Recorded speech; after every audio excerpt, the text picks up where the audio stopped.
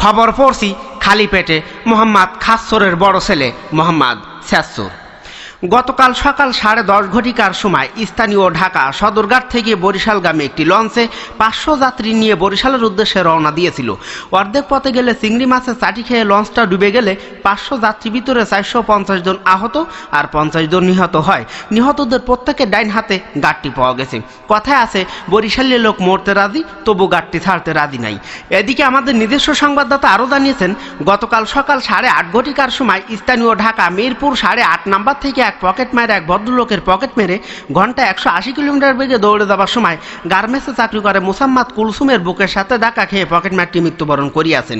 ইন্না লিল্লাহি ওয়া ইন্না ইলাইহি রাজিউন। মৃত্যুকালে পকেট মারটির বয়স হয়েছিল 185 বছর 75 মিনিট 65 সেকেন্ড। এবার হারানো বিজ্ঞপ্তি। গতকাল রাত্র 3:30 ঘটিকার সময় স্থানীয় জাহান্নামের চৌরাস্তার মোড়ে মোহাম্মদ বেকার আলীর মুদি দোকানের চাউলের বস্তার ভিতর থেকে একটি সুন্দর চেহারাধারী তেলাপোকা হারাইয়া গিয়াছে। তেলাপোকাটির চেহারা মুখমণ্ডল গোলাকার, চাপাচোপা ভাঙ্গা। তেলাপোকাটি হারানোর কালে তার পরনে ছিল পুরুষের একটি শার্ট আর মহিলাদের একটি ব্লাউজ।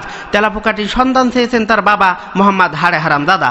যদি কোনো সহৃদয়বান ব্যক্তি উক্ত চেহারাধারী তেলাপোকাটির সন্ধান পাইয়া থাকেন, তাহাকে উপযুক্ত ঠিকানায় পৌঁছে দেওয়ার জন্য বিনীতভাবে অনুরোধ করা গেল।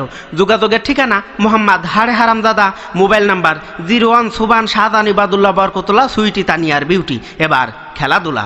গতকাল আন্দার রাইতে বরিশালের এক মাঠে এক বিশাল ফুটবল খেলা অনুষ্ঠিত হয়। উক্ত ফুটবল খেলার অনুষ্ঠানে অংশগ্রহণ করেন 11 জন টাক্কু পুরুষ আর 11 জন চুললম্বা মহিলা।